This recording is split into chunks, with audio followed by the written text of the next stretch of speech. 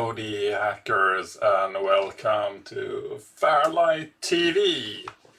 So this is another episode, and this time we're going to bring you something still using Hunter's Moon as the basis actually, but this is trainers. A brief overview of how you could do trainers and what trainers are for, and then we will also start to humiliate Hunter's Moon a bit more by hunting trainers inside Hunter's Moon. So, what are trainers? Where do they come from? Well, if you crack a game, it's quite convenient to play through it to ensure that you haven't missed anything throughout the game. If you've done anything wrong, it's quite... well, if the game is loading a number of files, and the end sequence is one of those files, it could very well be that the end sequence is loaded a bit differently and your loader fails on that particular instance because you didn't kind of cater for the special case of loading the end screen. So it's really good to play through the game, and a trainer is basically a must. For me as a common cracker, that sort of spoiled the entire experience of playing games. Most gamers play games and they can play games very well, and the ambition is to enjoy the game. For me, the game is more like a nuance to validate if I've done my work correctly. Yeah, a bit boring, but that's the way it is. So, and I have no idea when it started. I know that Sultan, Mr. Z or Mr. C, depending on where you are, he used to do them very early, and I guess he also implemented them inside his intro, so you could press like C for cheat or whatever it was. Okay, so but you can sort of define trainers in two different categories.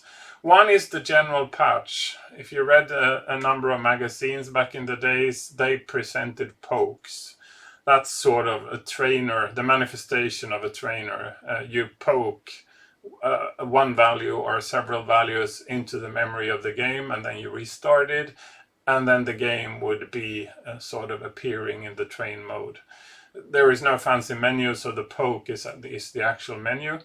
But if you have like a professionally cracked game, you would have some sort of menu that shows you the option of like pressing yes for this trainer or that trainer. The more complex one would be the in-game trainers. An in-game trainer is when you play the game, you have the option of entering a menu or pressing a key, and that would activate the trainer. I guess you can also add the skip level trainers into that category. It's not really sort of changing the behavior of the game. Well, yeah, it does. You're skipping a level. So that's sort of the in-game trainer. And let's start with the general patch. So what are we looking for? If you are the cracker that wants to add a trainer menu to the game, what will you be looking for? So you would look for something that decreases throughout the game. That's sort of the first category. Lives, energy, items of some sort of relevance. Sometimes you can procure additional energy or additional life by having some sort of other currency. I don't have any good examples, but there are quite, it's not uncommon to have it like that. So, and the decrease of that would also sort of be beneficial for the game player.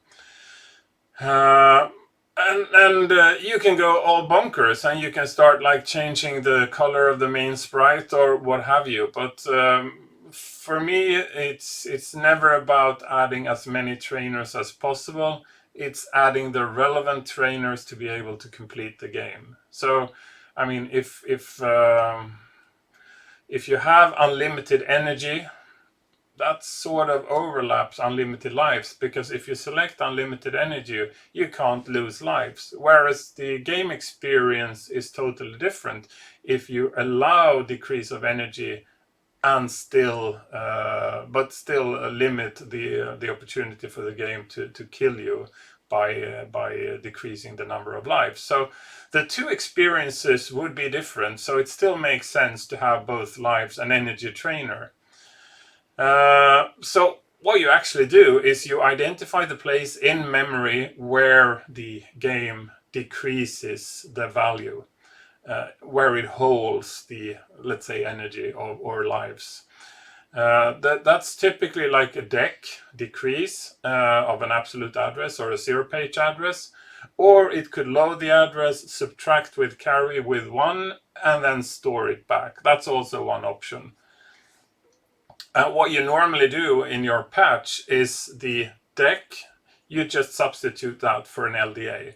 So the decrease would become a load, and that sets the very same flag, so it doesn't interfere in anything except that the game doesn't decrease the value that you want to mess with. And then when it has an SBC 01, you can just set the SBC to 00 and it decreases with 0, takes the same number of cycles, sets the very same flag, so the game doesn't behave any different if you do it like that. So, and what are the methods? I mean, this is a trade where there is very little written, and so this is a trade you basically need to learn on your own. Well, I will teach you a few of the tricks I'm using, and I'm not saying I'm perfect in this. I know a number of people that are very good at hunting the trainers, and it takes them absolutely little time. I tend to spend a little bit too much time on this because I'm probably not the world's best trainer. But I have practiced a lot, and still I'm not up to the 10,000 hours that would make me totally perfect. So my first trick is actually using the Action Replay Poke Finder. Inside Action Replay there is one of the functions. So you press the button, you enter the number of lives that you have currently, and then you restart. Okay, and then it's generated a list of potential places where it could apply pokes like that. And then you lose a life, and then you freeze again and select the option again. And when you go into that menu the second time around, it realizes that it has a list of the potential ones, and then it starts going through them and select the potential ones for you, and then applies the patch. And if that works, then you have a fully valid trainer identified for you automatically. Super convenient, absolutely super convenient. So I make notes of those, and then I go into the game and I looked what it did. And then I can validate basically if that is valid or not. I lose another life, and then I compare if the poke they applied are relevant. Or I need to reload the game because I can't, of course, lose a life if the trainer is applied. So that's one thing. And if that doesn't work, I have my secondary trick that also includes Action Replay. So Action Replay has a screen edit. You press the freeze button, you go into screen edit, and then I identify the place on the screen where it prints the energy or prints the number of lives or whatever value I want to print to mess with. And then based on that, I look at the place where that is printed, because that is typically somewhere around where it updates the value in memory. So I I kind of trace backwards from the place on the screen where the value is printed, and then going backwards to find the place where the decrement of the value is done. I'm sure there are other tricks. A modern solution would be using the screen edit. I've identified the place in memory where that is poked. And then if I run Vice and use a watch point, I can watch the places where it's poking to that particular location, and then I can do a trace backwards from that. That's easier than doing it manually in Action Replay, but that's also one way to do it. One other way to do it would be using something like C64 debugger and look for potential memory location that change when you lose a life. So that's just visually looking at the memory map, and when you change a value inside the memory and you're using C64 debugger, it comes up as pink. So just watch for any area of the memory that goes pink when you lose a life, and eventually you can actually tell what's changing in the different aspects of the game, including when you lose a life. And then you can just set the watch point to that particular address, and then you can see what pokes to that address. That's typically the decrement. There have been a number of cases where it became basically too cumbersome. I didn't find anything relevant, so I developed my own tool. So my own tool, it's used for several different things, but you make a few saves, let's say 3 saves, and then you lose a life, and then you make another set of, let's say, 3 saves. So what I do with this is I have 3 save states before losing a life, and then I have 3 save states after losing a life. Let's say I'm chasing for that particular scenario. So I look at the commonalities between the first set, and then I look at the commonalities between the second set, and then I compare that commonalities. If they are different by 1, I've probably identified something that could be valid for this.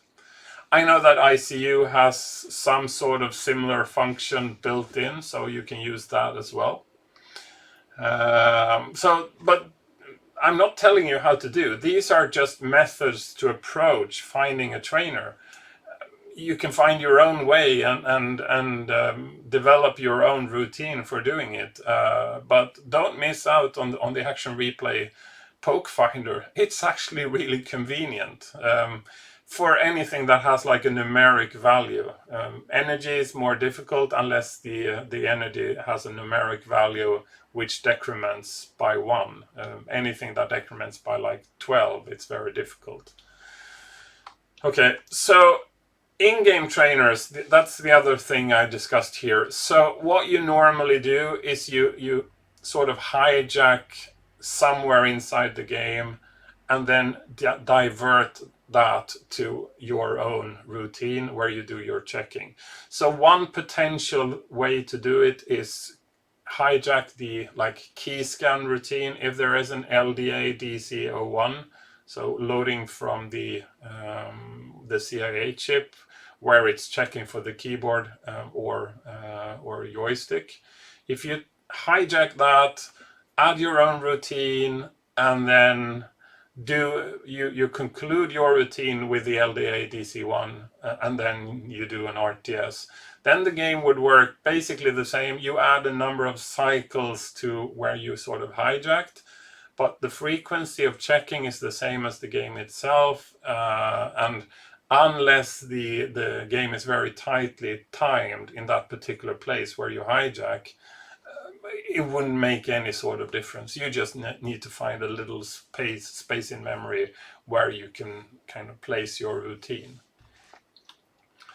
And also one thing to remember is that whenever you apply a patch, please ensure that you disable high score saver, because you don't want the user to be able to kind of log a high score that's not legit. It should be, high scores should be only the ones where the player has been playing a legit game, not a cheated game. And I think that's for now. And let's go into looking at training Hunter's Moon. Okay, so welcome back. Now we're into another view. And I just also wanted to show you the very nice backdrop by Zulon. Cool Torsten. It's absolutely nice. It's absolutely nice. Okay, so Hunter's Moon, we're dropping it there, and what you see now on the disc is, if you've seen the last episode, that's sort of the work disk from the last episode as well. So Hunter's Moon main program still in the frozen state. So this is not like the defreeze, but if you want to look at the defreeze, that's actually the previous episode, and then you see the loading picture. So we load it and we run it, and now you should also be able to hear the music. Okay, so everything is prepared, and you see here that we start with 6 lives. It's ridiculous how few times I've actually played the game. Okay, 6. So we freeze. What you see here is my menu, and the menu doesn't really correlate if you look at something else. If you look at Retro Replay, the menu options are not 100% the same. P for pokes is when you enter pokes. So if you have read a magazine and you've seen that the poke is this and this for getting eternal or unlimited lives, that's where you type them in. Cheat Edit is the option we're working with now. That's helping you find pokes, basically. So Cheat Edit, and yeah, so C was the option here.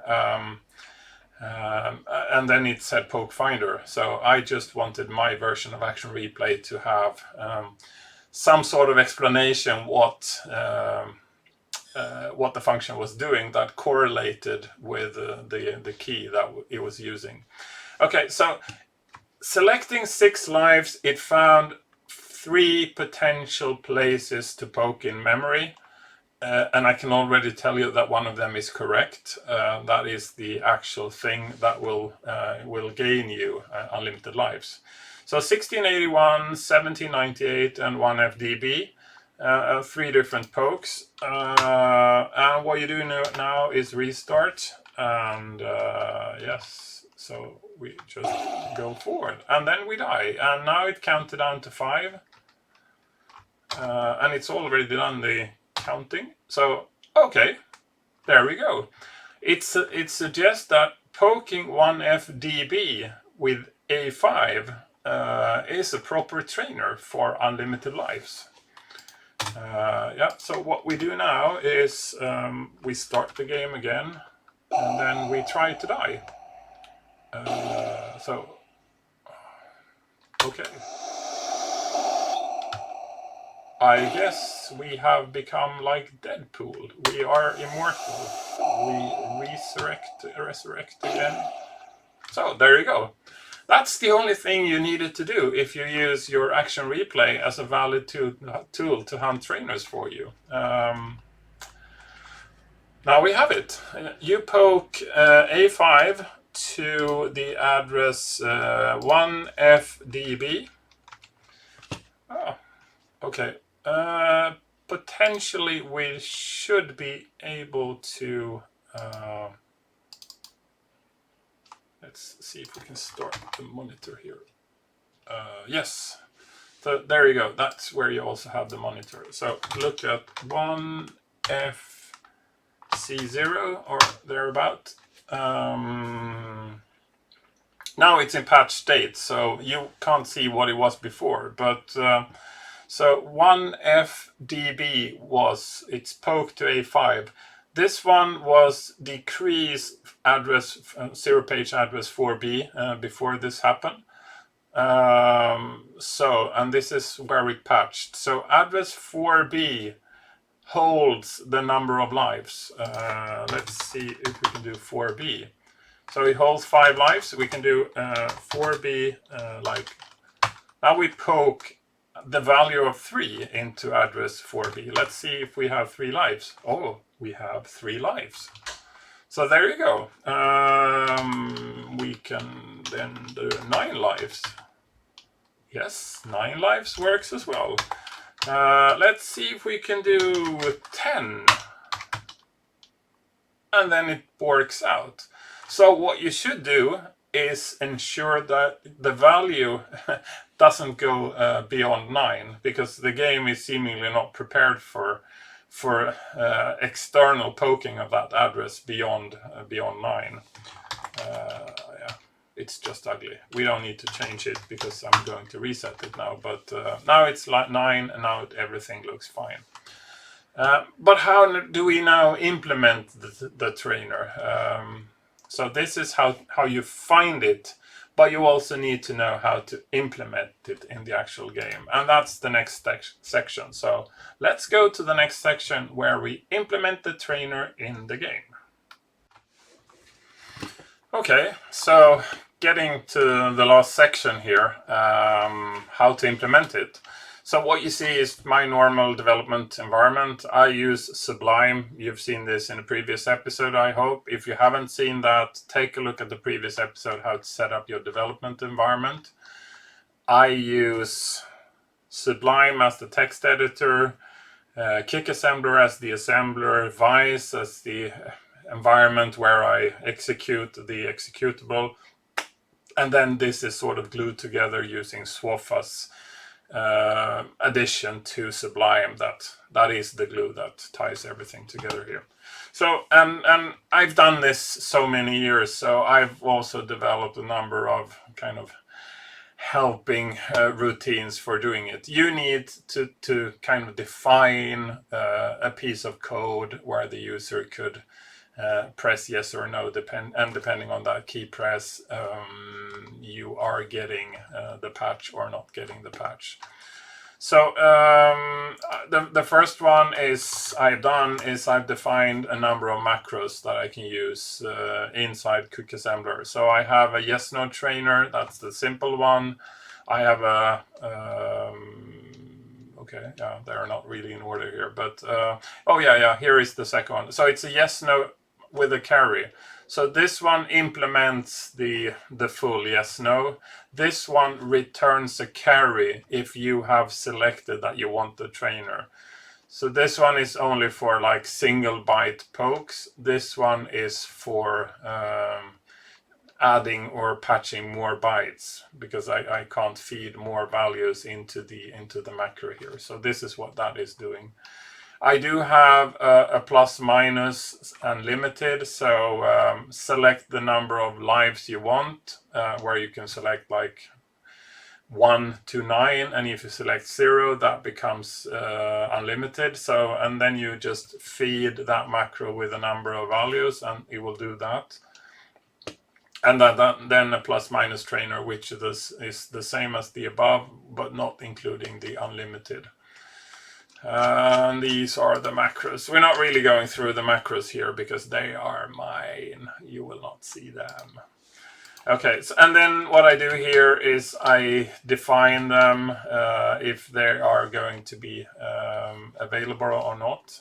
Not really sure I need to do that, because if I don't import them, they are not there. But yeah, so it's old stuff. I did this years ago. So one of the more recent additions is the basic print. What you see here is that you can use AB1E. So you feed a string, a 0 terminated string, and then you set up, I think it's A and Y to low byte and high byte, and then you call AB1E, and then it prints the string for you. It does mess with a few bytes in the memory, which is why I also have the option of this do print, where I take the byte and use FFD2 to output them. It's basically doing the same as AB1E, and this is also handy if I need to have basic switched out, so I cannot rely on a basic routine for printing.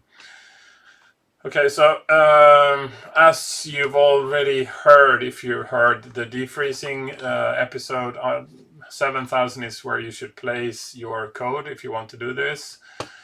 And then, yeah, show logo is not defined. There is an option for me to add a logo to the top of the trainer. Adds a bit of weight to the end result, but it looks nicer. I haven't even implemented it. It's just there as a future option. But what I need to do is import the macro, the library of macro. This is like importing a library in a high-level language, so makes it available to what you're doing here and now. So in my little piece of code, it's initting, and then it prints the string.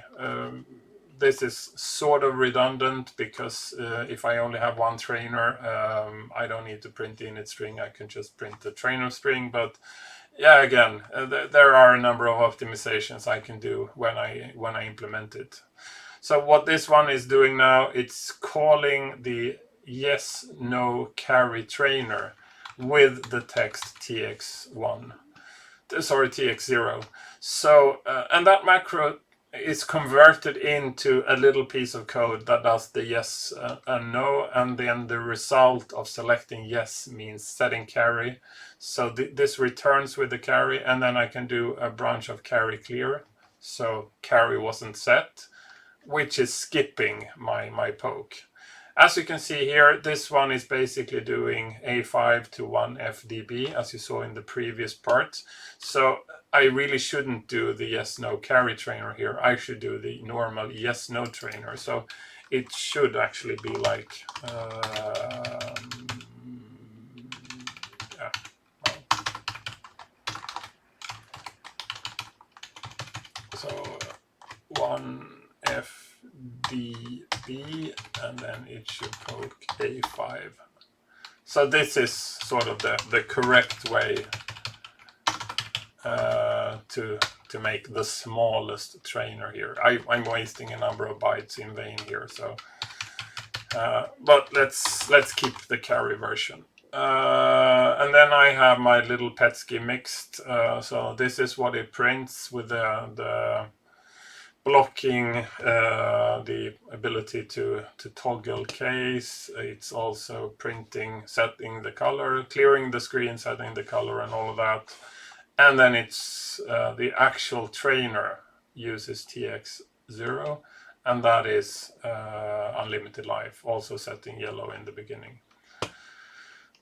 What I need to do is have this little thing as well. If I'm using one of those plus minus trainer, there is like a utility routine, but that one is only needed if one of the plus minus options is selected. Yeah, so I actually need to enable plus minus here. And then if I have done basic print,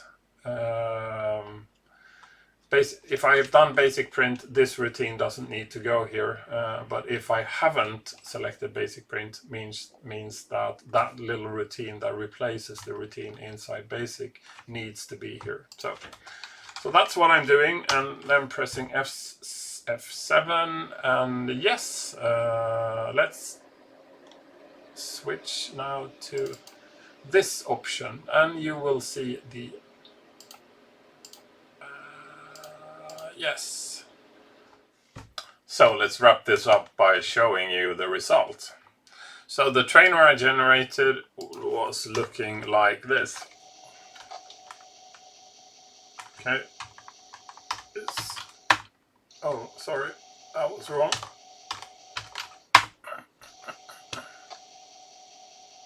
That's just weird. Trainer 087,000. I issued the command properly, and it should be proper, but it wasn't. Okay, we can have a look here. So this is what we have generated. Yes, and there's also the print routine this time. So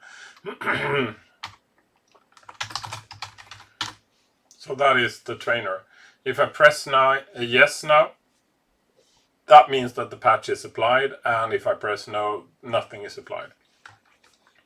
And since this is implemented in Hunter's Moon on 7000, it prints on normal screen memory 0400, and as those of you know who watch the anti-freeze or the defreeze part of this, the screen memory, the 0400 screen memory, is possibly not used, possibly handled by the some sort of transfer routine or something related to the development kit that they've been using, and it's not beneficial for the actual game. So it can probably be removed, and you can use it to print the screen. and the actual code goes at 7,000. So as soon as the game starts, 0400 is still there, but it's not used for anything, so it still says this.